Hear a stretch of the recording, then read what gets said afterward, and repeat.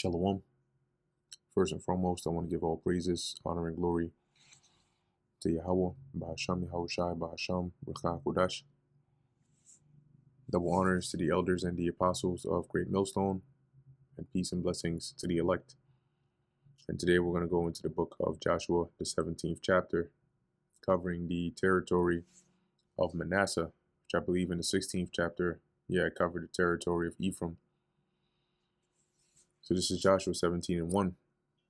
Now there was also a lot for the tribe of Manasseh, for he was the firstborn of Joseph, to wit, for Machir, the firstborn of Manasseh, the father of Gilead. So there was a lot given to the tribe of Manasseh, as it mentions for Machir, the firstborn of Manasseh, because he was a man of war, therefore he had Gilead and Bashan. There was also a lot for the rest of the children of Manasseh by their families, for the children of Abiezer, and for the children of Helek, and for the children of Asriel, and for the children of Shechem, and for the children of Hefer, and for the children of Shemidah. These were the male children of Manasseh, the son of Joseph, by their families. But Zelophehad, the son of Hefer, the son of Gilead, the son of Machir, the son of Manasseh, had no sons, but daughters. And these are the names of his daughters, Mahlah, and Noah, Hoglah, Milcah, and Tirzah. And they came near before Eleazar the priest, and before Joshua the son of Nun, and before the princes, saying, The Lord Yahweh commanded Moses to give us an inheritance among our brethren. Because typically, you would have the man, right, who would inherit, and that's how it would be passed down, right? But because usually when say a foreigner came and married, one of the women right there, then they sort of marry into the family, and then they can now, or their descendants can now inherit. But if the foreigner, the man, is a heathen, his son or daughter is going to be a heathen, right? So if his son is a heathen, then it sort of gives way for them to now have right to the inheritance of Israel. But for these daughters, it was a special case, as they were making reference to here, and came to ask of that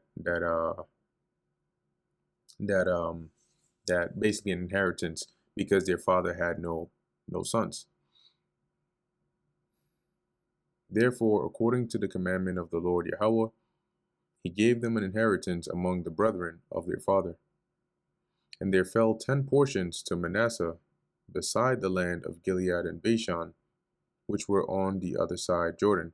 So in addition to what they had in Gilead and Bashan, they had an additional 10 portions, because the daughters of Manasseh had an inheritance among his sons, and the rest of Manasseh's sons had the land of Gilead. So because of their additional lots that they got, the tribe of Manasseh basically ended up having 10 additional portions.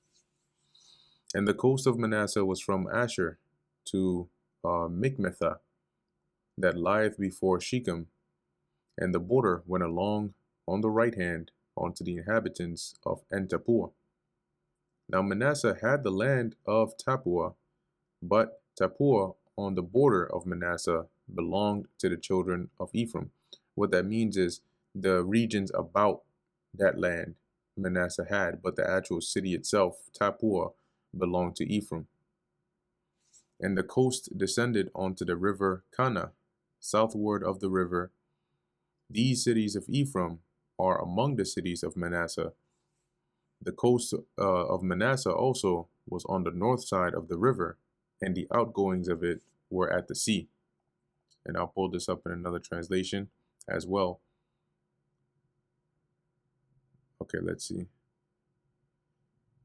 So the NLT reads, From the spring of Tappuah, the boundary of Manasseh followed the Kana ravine to the Mediterranean Sea. Several towns south of the ravine were inside Manasseh's territory, but they actually belonged to the tribe of Ephraim. So Once again, if you pull up a map of Israel Bible Times, I really should like bookmark this. But here you can see a nice image here, right, of Manasseh, the land they got on the west of the Jordan. Cool. Verse 10. Yeah. Verse 10, southward it was Ephraim's, and northward it was Manasseh's. And the sea is his border, and they met together in Asher on the north, and in Issachar on the east. And Manasseh had in Issachar and in Asher Bethshean and her towns, and Ibleam and her towns, and the inhabitants of Dor and her towns, and the inhabitants of Endor and her towns, and the inhabitants of Tanakh and her towns, and the inhabitants of Megiddo and her towns, even 3 countries. So basically, within the territory of Issachar, Manasseh had a right to these countries, as it says, or these regions. Yet the children of Manasseh could not drive out the inhabitants of those cities, but the Canaanites would dwell in that land. So they weren't able to completely expel them out of the land. Yet it came to pass, when the children of Israel were waxing strong, that they put the Canaanites to tribute, but did not utterly drive them out, which really they should have. And the children of Joseph spake unto so they basically had them dwelling there, but they were paying tribute and serving Israel. And the children of Joseph spake unto Joshua, saying, Why hast thou given me but one lot and one portion to inherit, seeing I am a great people, for as much as the Lord Yahweh hath blessed me hitherto? So how come you've given me just one small portion? I got a lot of people in my tribe. And Joshua answered them, If thou be a great people, then get thee up to the wood country, and cut down for thyself there in the land of the Perizzites and of the giants, if Mount Ephraim be too narrow for thee. So if Mount Ephraim is too small for you, then go, to the as I mentioned here, the wood country, which is like a region around, and clear it out and make it yours.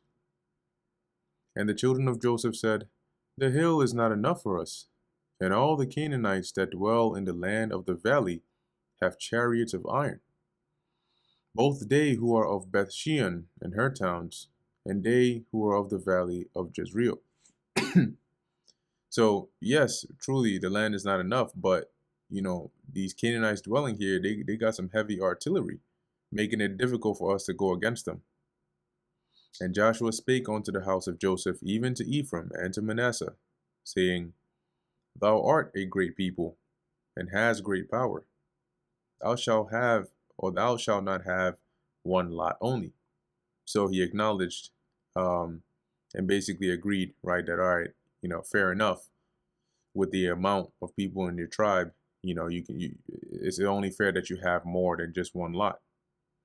But the mountain shall be thine, for it is a wood, and thou shalt cut it down, and the outgoings of it shall be thine, for thou shalt drive out the Canaanites, though they have iron chariots, and though they be strong.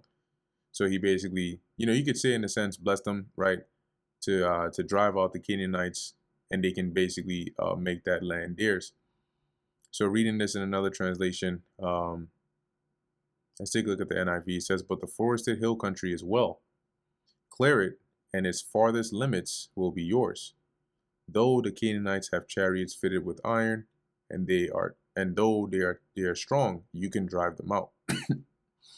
And that would basically extend their portion or their land so they can have more space. And that brings us to the end of Joshua, the 17th chapter. Lord willing, that was edifying to the elect. In closing, I want to give all praises, honor, and glory to Yahweh, Bahasham Yahushai, Bahasham Recha Kudash. Until next time, Shalom.